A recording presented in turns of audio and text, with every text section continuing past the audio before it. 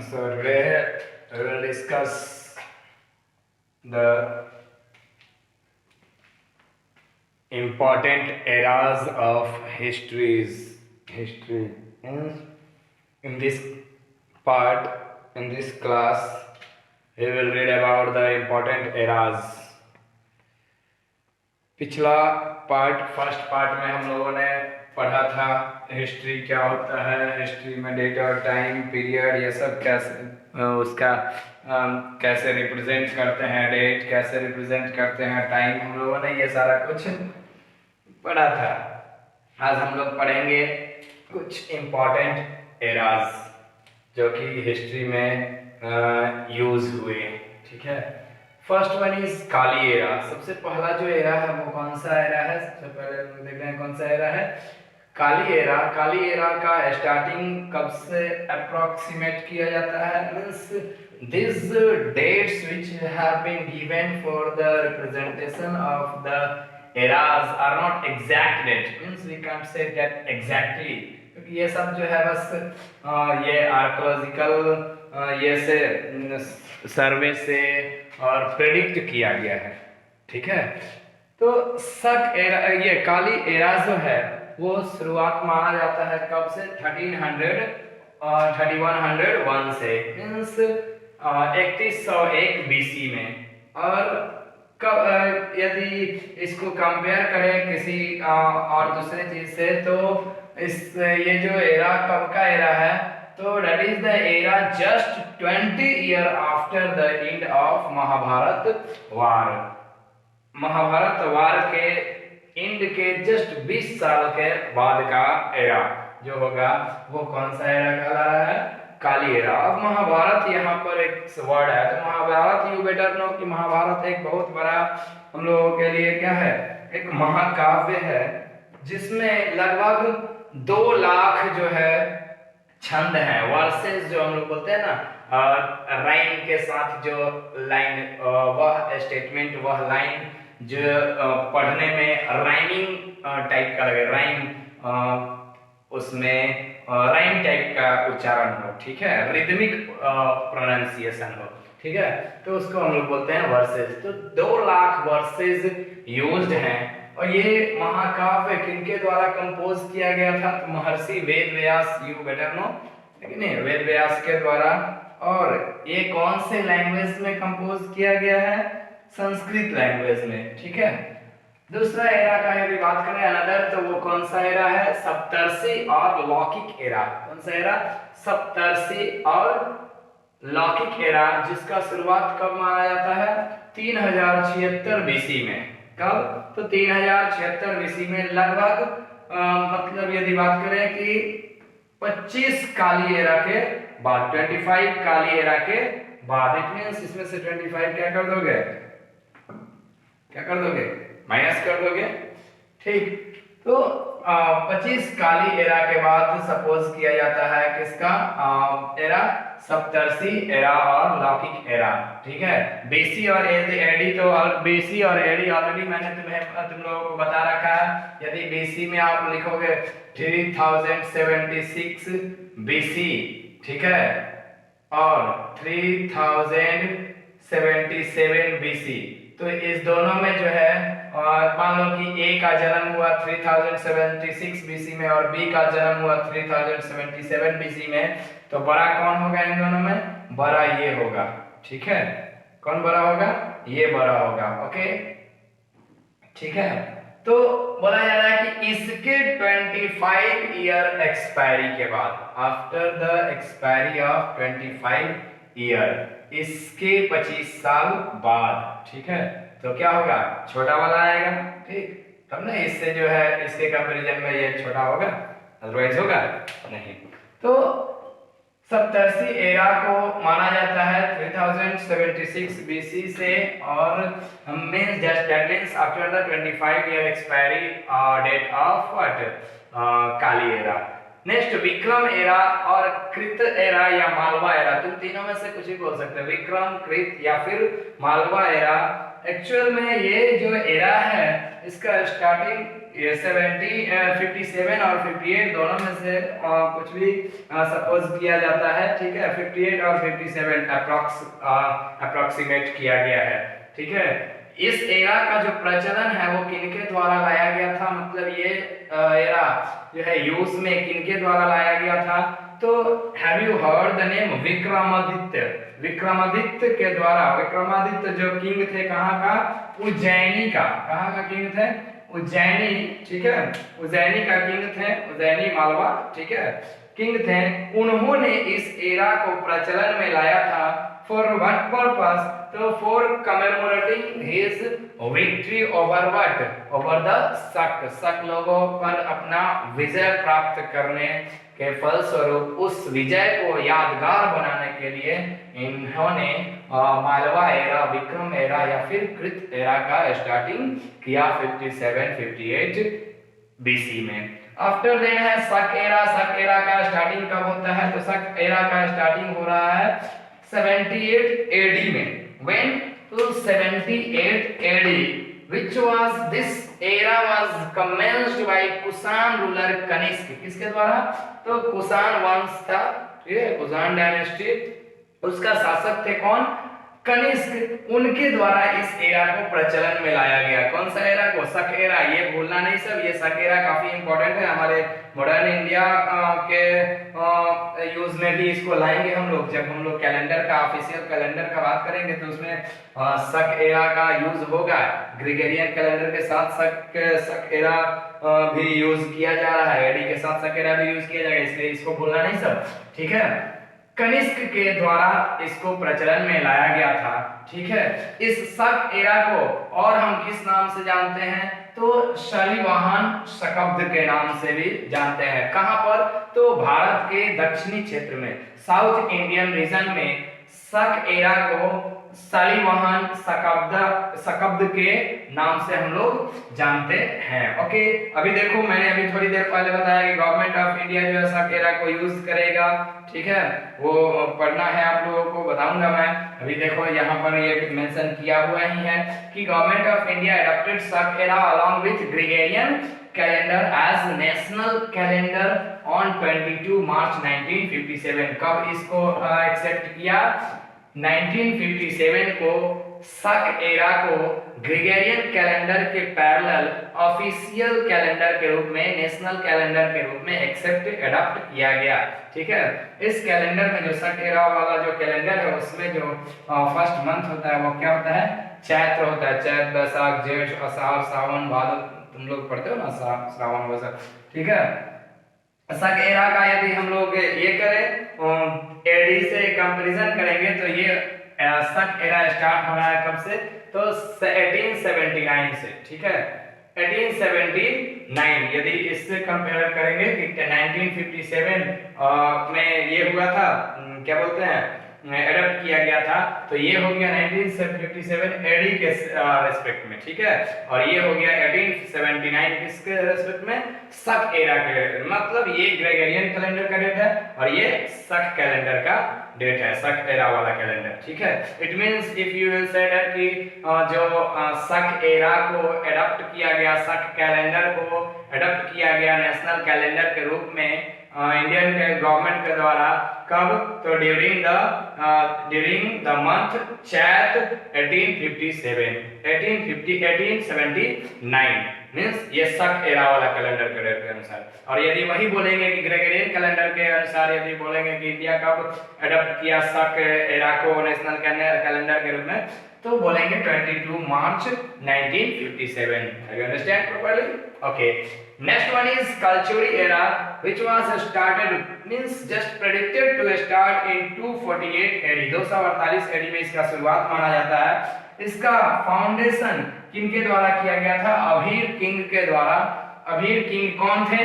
Abhir king ईश्वर सेन, ठीक है, कौन? ईश्वर सेन। और देन आफ्टर ये तो स्टार्ट किया गया, फाउंड किया गया कलचुरी एरा का सबसे पहले अभीर किंग ईश्वर सेन के द्वारा। फिर बाद में इनके डायनेस्टी के खत्म होने के बाद, इनका सत्ता खत्म होने के बाद जो नेक्स्ट जो रूलर आए, नेक्स्ट जो डायनेस्टी आया, जैसे ट्राइकुटक रूलर आए और कलचुरीज आए, छेदी के कलचुरीज और ट्राइकुटक, ये लोग जो है कलचुरी एरा को प्रचलन में बनाए रखे। ठीक है, नेक्स्ट है Gupta period, Gupta era. Gupta period कब से कब माना जाता है? 319 टू 20। ओके, मींस 319 एडी से लेकर 20 एडी तक माना जाता है क्या? Gupta era. Okay, it was founded by Gupta dynasty, Chandragupta first जो थे गुप्ता डायनेस्टी का रूलर, ठीक है, गुप्ता रूलर, उनके द्वारा गुप्ता एरा का एस्टैब्लिशमेंट किया गया था, मींस कमेंसमेंट किया गया था। और बाद में फिर यही जो गुप्ता एरा है, ये गुप्ता डायनेस्टी के बाद फिर दूसरा डायनेस्टी के द्वारा भी यूज किया गया। वो कौन थे? तो मैत्रक्स थे। कहाँ के? तो वल्लभी का, वल्लभी क्षेत्र के जो मैत्रक्स थे उन लोगों ने भी गुप्ता एरा को एडॉप्ट किया था। एंड दिस एरा जो गुप्ता एरा के नाम से जाना जाता था, चंद्रगुप्त मींस गुप्ता डायनेस्टी के टाइम, उस एरा को अनदर नाम दे दिया गया वल्लभी किंग के द्वारा, वल्लभी के मैत्रक्स द्वारा। कौन सा नाम दे दिया गया? तो वल्लभी संवत, वल्लभी संवत के नाम से एरा यही है, गुप्ता एरा ही, बस केवल नाम चेंज करके इसका यूज किया जाने लगा। किनके द्वारा? वल्लभी के मैत्रक्स के द्वारा। किस नाम से यूज किया जाने लगा? तो वल्लभी संवत के नाम से। Okay, Harsh era was started in 606 AD, which was founded by Harshvardhan of Kannauj. Kannauj एक जगह है भारत में, ठीक है, वो उस कनौज क्षेत्र का जो क्या बोलते हैं शासक था, कौन? हर्षवर्धन, उसके द्वारा फाउंड किया गया कौन सा एरा? हर्ष एरा। मीन्स हर्ष एरा जो है कनौज के साथ, कनौज जो कि उत्तर प्रदेश का एक क्षेत्र है, वहाँ के शासक थे हर्षवर्धन। उन्होंने हर्ष एरा का एस्टेब्लिशमेंट किया, फाउंडेशन किया व्हेन? तो 1606 एडी में। नेक्स्ट वन इज, अब देखो जहाँ पर भी मैं केवल फाउंडेड बाय दिस रूलर लिख दिया हूँ, ठीक है, उसके आगे आप लोग ये सोच समझ लेना कि किस व्यू से फाउंड किया गया। तो for the ascendance to his throne, means अपने सत्ता को जो है क्या करने में, अपनाने में, जब सत्ता अपनाया, सत्ता पे आया और जो है और क्या किया, बढ़ाया, ठीक है, अपने शासन काल को जो है और बढ़ाया, ठीक है, उस मेमोरेंडम के लिए जो है एरा का एस्टेब्लिशमेंट किया गया। मींस जहां पर भी है founded by Harshavardhana of Kannauj, तो after then you will add की to commemorate his ascendance to the throne, ये ऐड कर लेना आप लोग, उतना ये नहीं सोचना है। Hijri era was founded in, was just predicted to have in 622 AD, which was founded by Umar, Umar के द्वारा, जो सेकेंड कैलिफेट थे किसका? खिलाफत एम्पायर का। खिलाफत एम्पायर जानते हो, मुस्लिम लोगों का जो है ये एम्पायर है, उसका सेकेंड कैलिफेट थे उमर, इनके द्वारा एस्टेब्लिशमेंट किया गया था हिजरी एरा का। तो किस लिए? तो टू कमेमोरेट द हिजरत फ्रॉम मक्का टू मदीना, ठीक है, मक्का से लेकर मदीना तक हिजरत को कमेमोरेट करने के लिए, किसके द्वारा? हजरत मोहम्मद के द्वारा, ठीक है, किसके द्वारा? हजरत मोहम्मद के द्वारा। ओके, आफ्टर देन जो है वो हम लोगों का कौन सा एरा है? वो है नेवारी और Nepali era, which was just predicted to have from 879 AD, founded by Jaydev मल। किसके द्वारा फाउंड किया गया था? जयदेव, वाई है ये, जी मत समझ लेना सर, जयदेव मल। अब जयदेव मल देखो, फाउंडेड बाय जयदेव मल, यहाँ पर भी बताया था फाउंडेड बाय हर्षवर्धन।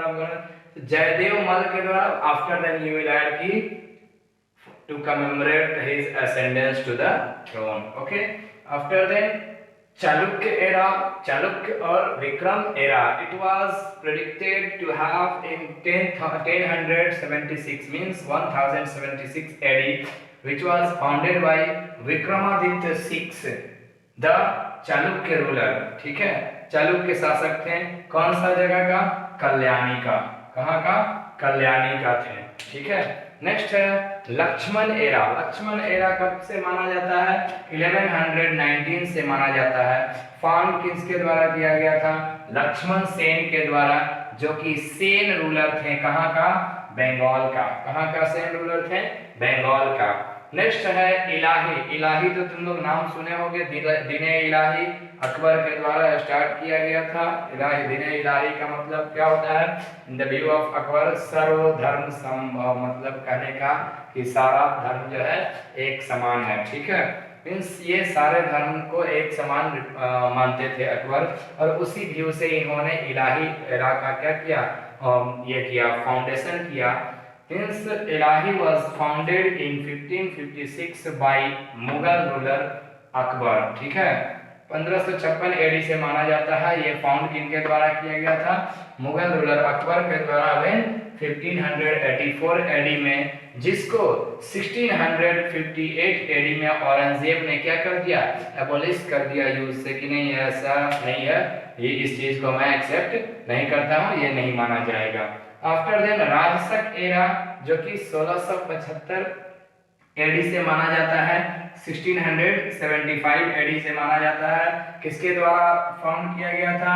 तो मराठा द्वारा। Marathas founded this Rajshaka era. Means Maratha में भी कौन? मराठा का कौन शासक? तो छत्रपति शिवाजी। ठीक है, अब देखो यहाँ पर भी लिखा हुआ है Maratha, founded by Maratha of Chhatrapati, Maratha Chhatrapati Shivaji. After then you will add to the ascendance to his throne।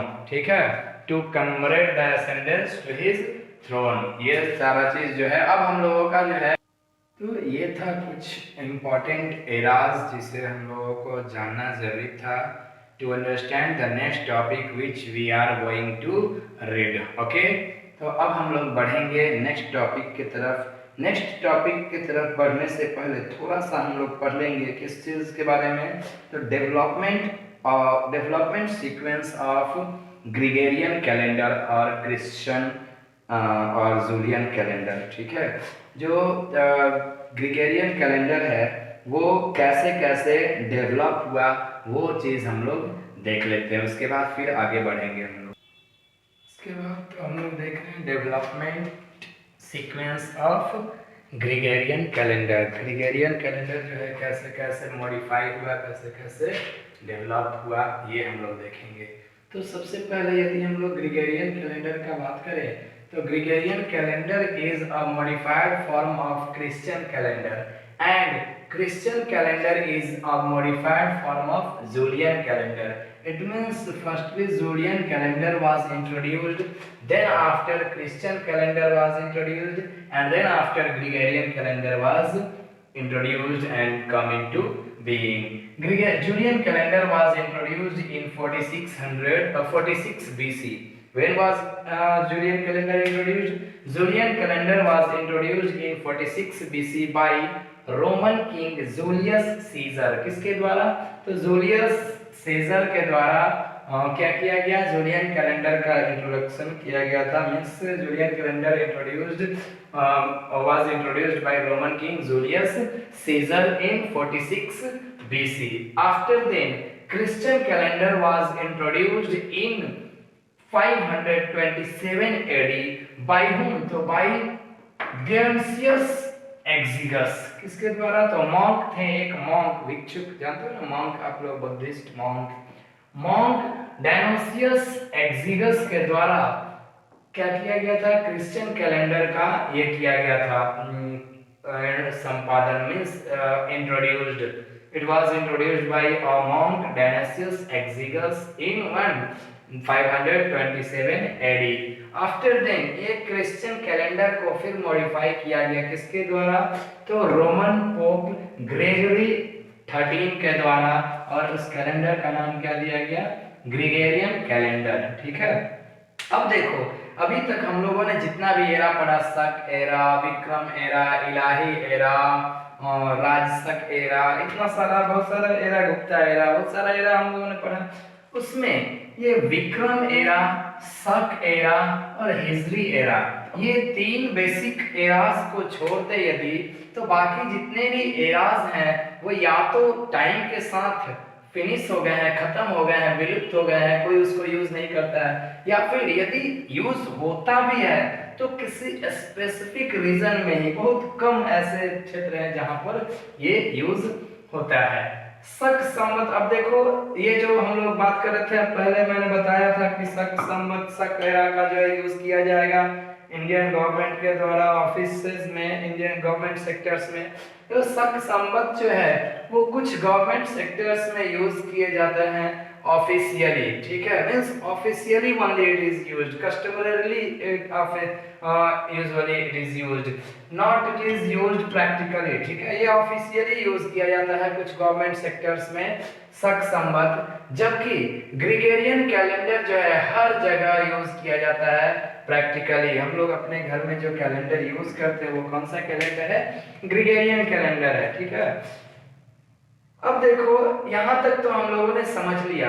अभी हम लोगों ने देखा था एराज, तो अब एरा मान लो कि कोई बोलेगा कि अच्छा शक एरा को गुप्ता एरा में कन्वर्ट करके दिखा, गुप्ता एरा को शक एरा में कन्वर्ट करके दिखा, गुप्ता एरा को विक्रम एरा में कन्वर्ट करके दिखा, शक एरा को विक्रम एरा में कन्वर्ट करके दिखाओ, विक्रम एरा को हिजरी एरा में कन्वर्ट करके दिखाओ, हिजरी एरा को जो है राजशक एरा में कन्वर्ट करके दिखाओ। बहुत सिंपल तरीका है यदि कन्वर्जन ऑफ एरा का देखे तो। कुछ नहीं देखा था ना हम लोगों ने कि कब से स्टार्ट हुआ है, उतना जो है देख लेंगे कि कितना का डिफरेंसेस है, कितना बढ़ रहा है, कितना घट रहा है, उसके अकॉर्डिंग प्लस माइनस कर देंगे, एरा आ जाएगा। Just as for example if you want to convert Christian era मतलब AD era to Vikram era, Christian era को किस एरा में कन्वर्ट करना चाहते हो? विक्रम एरा में। क्रिश्चियन एरा को किस एरा में कन्वर्ट करना चाहते हो? विक्रम एरा में यदि कन्वर्ट करना चाहते हो तो क्या करना होगा? तुमको 57 एडी ऐड करना होगा। कितना एडी ऐड करना होगा? 57 एडी ऐड करना होगा। एज हम लोग जानते हैं कि जो क्या बोलते हैं, ये जो हम लोगों का कौन सा एरा है? विक्रम एरा। विक्रम एरा कब से माना जाता है स्टार्टिंग? तो उसका 57 या 58 बीसी के टाइम माना जाता है। 57 या 58 बीसी माना जाता है ना। हाँ, तो अब मान लो 57 बीसी या 57 एडी, इसका मतलब 1 AD is equal to 57 BC. 157 BC मतलब वो होगा, वो एक एडी में से 57 माइनस करेंगे तो एक विक्रम एरा होगा, है कि नहीं? 1 एडी में कितना ऐड करेंगे हम लोग? 57 यदि ऐड करेंगे तो क्या आ जाएगा? विक्रम एरा आ जाएगा, ठीक है। क्या आ जाएगा? विक्रम एरा आ जाएगा। इट मीन्स कहने का कि विक्रम एरा जो हम लोग बात कर रहे हैं वो कितना का डिफरेंस रखता है? वो डिफरेंस रखता है हम लोगों के लिए 57 का, ठीक है। विक्रम एरा और क्रिश्चियन एरा में यदि कंपैरिजन करें तो कितना का डिफरेंस रखता है? 57 का डिफरेंस रखता है, ठीक है। मीन्स एडी एरा को अब हम लोग क्या करेंगे? किस चीज में कन्वर्ट करेंगे? विक्रम एरा में। तो विक्रम एरा में ऐड करने के लिए देखो, जस्ट सपोज एग्जांपल ले लो, 2020 अभी चल रहा है इसलिए 2020 मैंने ले लिया, तुम कुछ भी ले सकते हो, 2018, 17, 15, 10 कुछ भी। 2020 एडी है जस्ट सपोज क्रिश्चियन एरा में टाइम, ठीक है। तो वो विक्रम एरा में कितना होगा? तो विक्रम एरा में कुछ नहीं, 57 ऐड कर देंगे तो 2077 जो है हो जाएगा किसका टाइम? विक्रम एरा का, ठीक है। ठीक उसी तरह यदि इसी क्रिश्चियन एरा को या एडी एरा को शक एरा में कन्वर्ट करना चाहते हो तो कुछ नहीं करना होगा, क्या करना होगा? 78 डिडक्ट कर देना होगा। क्या कर देना होगा? 78 डिडक्ट कर देना होगा, माइनस कर देना होगा, तो एडी कन्वर्ट हो जाएगा किसमें? शक एरा में। एज फॉर एग्जांपल 1957, तुम्हारा मन कुछ भी ले सकते हो, नॉट नेसेसरीली कि 1957 ही लेना है, 1958 ही लेना है, कुछ भी ले सकते हो, तुम एग्जांपल तो एक लिए लेना है, ठीक है। तो मैंने एक एग्जांपल ले लिया है 1957 एडी, इसको कन्वर्ट करना है किस चीज में? शक एरा में। तो शक एरा में देखो 1957 एडी में से 78 माइनस करेंगे 1879 शक एरा आ जाएगा, जो कि हम लोग अभी देखे थे थोड़ा देर पहले, जो कि नेशनल कैलेंडर का एडॉप्शन हो रहा था इंडियन गवर्नमेंट्स के द्वारा, तो उसमें हम लोगों ने देखा था, ठीक है। तो यहाँ तक किसी तरह का कोई डाउट तुम लोगों को? यदि किसी भी तरह का डाउट है तो आप लोग पूछ लो, ठीक है। अदरवाइज मैं नेक्स्ट टॉपिक की तरफ बढ़ूंगा। नेक्स्ट टॉपिक में हम लोग क्या पढ़ेंगे, division of history. Next topic में हम लोग क्या पढ़ेंगे, नेक्स्ट टॉपिक में हम लोग पढ़ेंगे डिवीजन ऑफ हिस्ट्री। अब हिस्ट्री को दो तरह से डिवाइड किया गया है, एक डाइपार्टाइट डिवीजन हुआ है और दूसरा ट्राइपार्टाइट डिवीजन हुआ है। डाइपार्टाइट डिवीजन के अकॉर्डिंग जो हिस्ट्री है वो कितना तरह का, दो तरह का, नाम से ही पता चल रहा है डाइपार्टाइट, ठीक है। और ट्राइपार्टाइट मींस तीन पार्ट में हिस्ट्री को डिवाइड किया जाएगा, ठीक है। कितना पार्ट में, 3 पार्ट में, डाइपार्टाइट डिवीजन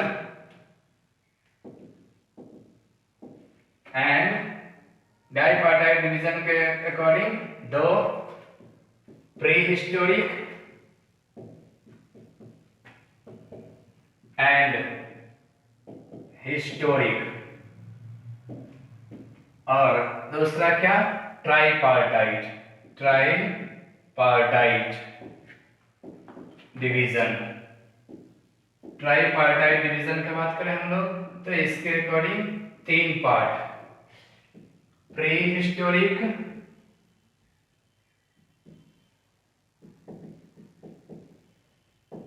प्रोटो हिस्टोरिक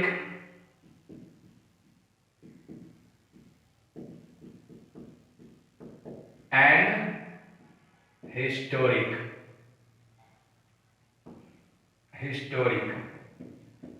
अब देखो, यदि हम लोग प्री हिस्टोरिक और हिस्टोरिक का बात करें तो ऐसा टाइम हिस्ट्री का जिसका कोई written evidence not available, written evidence not available, और इसका रिटेन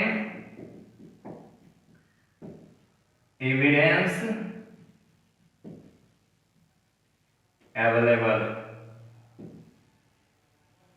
मतलब कहने का कि इसको दूसरा लैंग्वेज में यह भी बोल सकते हो कि प्री हिस्टोरिक टाइम में राइटिंग स्किल जो है डेवलप हो चुका था, जबकि हिस्टोरिक टाइम में डेवलप हो चुका था, जबकि प्री हिस्टोरिक टाइम में डेवलप नहीं हुआ था, ठीक है। तो ये है हम लोग का क्या, डिवीजन ऑफ हिस्ट्री। कितना तरह का, दो टाइप से, डाइपार्टाइट मेथड से एंड ट्राइपार्टाइट मेथड से, ओके। डाइपार्टाइट मेथड से 2 pre historic and historic, and tripartite method से 3 pre historic, proto historic and historic, okay. तो कौन कौन सा है ट्राइपार्टाइट डिवीजन के according, pre, proto and historic, pre historic, proto historic and historic, ठीक है। और डाइपार्टाइट के अकॉर्डिंग हम लोग प्री हिस्टोरिक और हिस्टोरिक देख लिए, ओके। प्री हिस्टोरिक जो है वो कब से कब तक माना जाता है, 1, 10, 100, 1000, 10,000, 1 lakh, 10 lakh, 3 lakh BC to 2500 BC। ये लिथिक पीरियड या फिर स्टोन पीरियड के नाम से जाना जाता है, क्योंकि इस समय कोई रिटन एविडेंस नहीं था, ठीक है। प्रोटो हिस्टोरिक में रिटन एविडेंस तो था, बट रिटन एविडेंस को कंफर्म नहीं किया जा पाया है, इसलिए इसको हम लोग प्रोटो हिस्टोरिक पीरियड बोलते हैं। और ये कब से कब तक, तो 2500 BC से लेकर 600 BC तक रहा। इसमें हम लोग देख लेंगे एग्जाम्पल, जैसे इंडस वैली सिविलाइजेशन का कोई रिटन एविडेंस नहीं है, या फिर वैदिक कल्चर का कोई रिटन एविडेंस नहीं है। हिस्टोरिक पीरियड तो वह पीरियड जिसका रिटन एविडेंस हमारे पास अवेलेबल है, ठीक है। रिटन एविडेंस अवेलेबल है उसको हम लोग बोलेंगे हिस्टोरिक पीरियड। जैसे एग्जांपल में महाजनपद पीरियड का बात करें तो उसका जो है रिटन एविडेंस अवेलेबल है। ये जो महाजनपद पीरियड है वो कब से कब तक चला है, तो 600 BC के बाद। 600 BC के बाद जो भी है हम लोग के पास वो सबका क्या है, रिटन एविडेंस है। अब हम लोग देखेंगे क्रोनोलॉजी मीन्स कहने का कि हिस्ट्री का स्टैंडर्ड फॉर्म में डिवीजन। स्टैंडर्ड फॉर्म में यदि हिस्ट्री का डिवीजन का बात करें तो जो कि अभी मॉडर्न हिस्टोरियन के द्वारा एक्सेप्ट किया गया और यूजुअली यूज किया जाता है वो है ट्राइपार्टाइट डिवीजन। ट्राइपार्टाइट डिवीजन के अकॉर्डिंग हिस्ट्री को 3 पार्ट में डिवाइड किया गया है। तो जर्मन हिस्टोरियन हैं जिन्होंने क्या किया है, हिस्ट्री को 3 पार्ट में क्लासीफाई किया, मतलब ये ट्राईपार्टाइट डिवीजन को एक्सेप्ट किए। ठीक है, यदि कोई पूछे कि फर्स्ट हिस्टोरियन जो हिस्ट्री को स्टैंडर्ड वे में ट्राईपार्टाइट डिवीजन से डिवाइड किए वो कौन है, तो जर्मन हिस्टोरियन कौन, क्रिस्टोफ सेलेरियस। ओके, कब इनका जन्म कब हुआ था, 1638 एडी में, डेथ कब हुआ 1707 एडी में। हिस्ट्री को 3 पार्ट में एंशिएंट, मिडाइवल और मॉडर्न के हिसाब से बांट दिया इन्होंने। ठीक है, अब इस हिस्ट्री को यदि हम लोग इंडिया में लेकर आएंगे, इंडिया का हिस्ट्री को रिवीजन करेंगे, थोड़ा स्टडी को इजी बनाने के लिए, स्टैंडर्डाइज करने के लिए हम लोग क्या करते हैं, इंडियन हिस्ट्री को, इंडियन हिस्टोरियन जो है 3 पार्ट में डिवाइड कर दिए। कैसे, तो ancient India, medieval India and modern India. किसमें कन्वर्ट कर दिया है, एंशिएंट इंडिया, मेडिएवल इंडिया और मॉडर्न इंडिया में। एंशिएंट इंडिया कब से कब तक माना जाएगा, एंशिएंट इंडिया माना जाता है बिगिनिंग ऑफ 647 एडी से। कहां से, तो 647 एडी से माना जाता है एंशिएंट इंडिया, मतलब लिथिक एज या फिर स्टोन एज को। ठीक है, से लेकर कहां तक, तो डेथ ऑफ हर्षवर्धन के मृत्यु तक एंशिएंट इंडिया। मेडिएवल इंडिया का यदि बात करें तो मेडिएवल इंडिया माना जाता है कब से कब तक, तो मेडिएवल इंडिया माना जाता है 647 एडी से 1757 एडी तक। ठीक है, कहां तक, तो 647 से 1757 एडी तक माना जाता है किसको, मेडिएवल इंडिया को। ठीक है, मेडिएवल इंडिया में कहां से कहां तक माना जाता है मेडिएवल इंडिया, तो मेडिएवल इंडिया 647 एडी से 1757 मींस डेथ ऑफ हर्षवर्धन से लेकर बैटल ऑफ पलासी हुआ था 1757 एडी में, बैटल ऑफ पलासी हुआ था। मॉडर्न इंडिया कब से कब माना जाता है, तो 1757 से लेकर अभी तक का समय, till date. It means from the battle of Plassey to till date. Battle of Plassey 1757 में हुआ था। तो अब हम लोगों से कोई पूछेगा कि एंशिएंट इंडिया कब से कब तक है, कब से कब तक माना जाता है, तो एंशिएंट इंडिया माना जाता है बिगिनिंग से लेकर 647 एडी तक, मतलब स्टार्टिंग यदि बात करें कहां से, तो 330 लाख बीसी से लेकर कहां तक, 647 एडी तक क्या माना जाता है, 647 एडी तक माना जाता है एंशिएंट इंडिया। उसके बाद एंशिएंट इंडिया के बाद क्या आता है, मेडिएवल इंडिया कब से कब तक, तो 647 से 1757 एडी तक माना जाता है। और मॉडर्न इंडिया कब से कब तक, तो इसके बाद 1757 से लेकर अभी तक का समय जो कौन सा इंडिया में आएगा, मॉडर्न इंडियन हिस्ट्री में पढ़ेंगे हम लोग। ठीक है, तो इंडियन हिस्ट्री को इस तरह से क्लासिफाई कर दिया गया है। अब हम लोग देखेंगे इंडियन हिस्ट्री में, हम लोगों ने देखा था ना कि pre historic, historic, proto historic, ये सब हम लोग देखे थे। ठीक है, उसके अकॉर्डिंग इंडियन हिस्ट्री का हम लोग देखेंगे क्लासिफिकेशन। अभी देखो, यदि हम लोग इंडियन हिस्ट्री को टूल के अकॉर्डिंग क्लासिफाई करेंगे, जो प्री हिस्टोरिक इंडिया है, ठीक है, मीन्स जो प्री हिस्टोरिक पीरियड है, ठीक है, उसको हम लोग किसके अकॉर्डिंग क्लासिफाई करेंगे, टूल्स के अकॉर्डिंग क्लासिफाई। सबसे पहले हम लोग अभी मैंने बोला क्या कि इंडिया का प्री हिस्टोरिक पीरियड देखेंगे। ठीक है, प्री हिस्टोरिक पीरियड से लेकर मतलब एंशिएंट इंडिया को देखेंगे। किसको देखेंगे, एंशिएंट इंडिया को देखेंगे, मतलब प्री हिस्टोरिक पीरियड से लेकर कहां तक देखेंगे हम लोग, 1647 एडी तक देखेंगे। ठीक है, तो प्री हिस्टोरिक पीरियड को यदि हम लोग टूल्स के अकॉर्डिंग डिवाइड करें तो 3 पार्ट में डिवाइड होगा। फर्स्ट वन इज लिथिक और stone age, second one is copper age and third one is iron age. Means stone age, copper age and iron age. This is the subdivision of prehistoric period. Okay, on the basis of tools. बात करते हैं हम लोग ancient India का, pre historic से लेकर 647 AD तक। Pre historic period यदि बात करें तो वो कब से कब तक है, 30 लाख बीसी से लेकर 2500 बीसी तक। ठीक है, उसके बाद नेक्स्ट जो है प्री हिस्टोरिक पीरियड के बाद कौन सा आ रहा है, इंडस वैली सिविलाइजेशन। ये इंडियन हिस्ट्री में हम लोग देख रहे हैं, इंडियन हिस्ट्री का बात कर रहे हैं, एंशिएंट इंडिया का बात कर रहे हैं। एंशिएंट इंडिया में क्या आएगा, एंड इंडस वैली सिविलाइजेशन, जिस जो कब से कब तक रहा, 2500 बीसी से लेकर 1750 बीसी तक रहा, ठीक है। उसके बाद वैदिक कल्चर, वैदिक कल्चर 1500 बीसी से लेकर 600 बीसी तक। देखो सारा बीसी में अभी बात हो रहा है, ठीक है, एडी में नहीं आया हूं मैं, तो ये तुम लोग 1750 एडी से कंफ्यूज मत करना, बीसी है, ठीक है।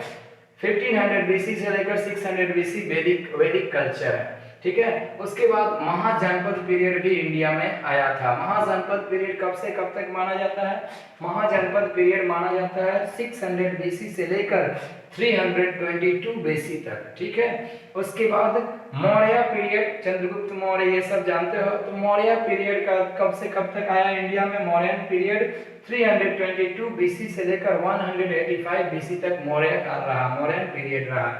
आफ्टर देन मौर्यन पीरियड के बाद पोस्ट मौर्यन पीरियड यदि बात करें, या फिर प्री गुप्ता पीरियड, मतलब मौर्य पीरियड के बाद और गुप्ता पीरियड से पहले का कब से कब तक, तो 185 से लेकर 319 एडी तक जो काल रहा तक का जो पीरियड रहा, वो किस पीरियड के नाम से जाना जाता है, पोस्ट मौर्यन और प्री गुप्ता पीरियड के नाम से जाना जाता है, जो कब से कब तक रहता है, 185 बीसी टू 319 एडी। अब देखो एडी आना स्टार्ट हो गया। नेक्स्ट जो है इंडियन हिस्ट्री में गुप्ता पीरियड के नाम से जाना जाता है, कौन सा टाइम, तो 319 से लेकर 550 एडी तक का, 319 से लेकर 550 एडी तक का जो टाइम है वो गुप्ता पीरियड के नाम से जाना जाता है। आफ्टर देन जो पोस्ट गुप्ता पीरियड और वर्धन डायनेस्टी जो काम कब से कब तक का टाइम में माना जाता है, 550 एडी से लेकर 647 एडी तक का टाइम माना जाता है, किसका पीरियड, पोस्ट गुप्ता पीरियड या फिर वर्धन डायनेस्टी। ओके, तो आज के लिए इतना ही। आप लोग जो है इसको बढ़िया से केवल सुन लोगे 1 से 2 बार तो आपको पूरा याद हो जाएगा। देखना मेरे पढ़ाए गए एक एक लाइन से एक एक क्वेश्चन एराइज होगा, हर एक लाइन से 1 या 2 क्वेश्चन एराइज हो रहा है, इसलिए आप लोग इसको बढ़िया से ध्यान से याद कर लेना। अप्रॉक्स अभी तक 2 पार्ट मैंने पढ़ाया, 2 क्लास मैंने लिया जेके जीएस का, उसमें लगभग आपका अप्रॉक्स 300 400 से 300 के अप्रॉक्स 200 के अप्रॉक्स जो है क्वेश्चन आ जाएगा, ठीक है। इसलिए आप लोग इसको बढ़िया से ध्यान से समझ लेना, याद कर लेना। ये नहीं सोचना कि हाँ ये जरूरी है ये नहीं जरूरी है, ऑल थिंग इज नेसेसरी, ठीक है। अभी आपके पास बहुत टाइम है, आप मतलब सफिशिएंट टाइम है, आपको कुछ भी छोड़ना नहीं है, हर चीज को गहराई से समझना है और याद कर लेना है, ताकि आपको जो है मतलब अपने कंपटीशन को क्लियर करने में किसी भी तरह का डिफिकल्टी फेस ना करना पड़े। ओके।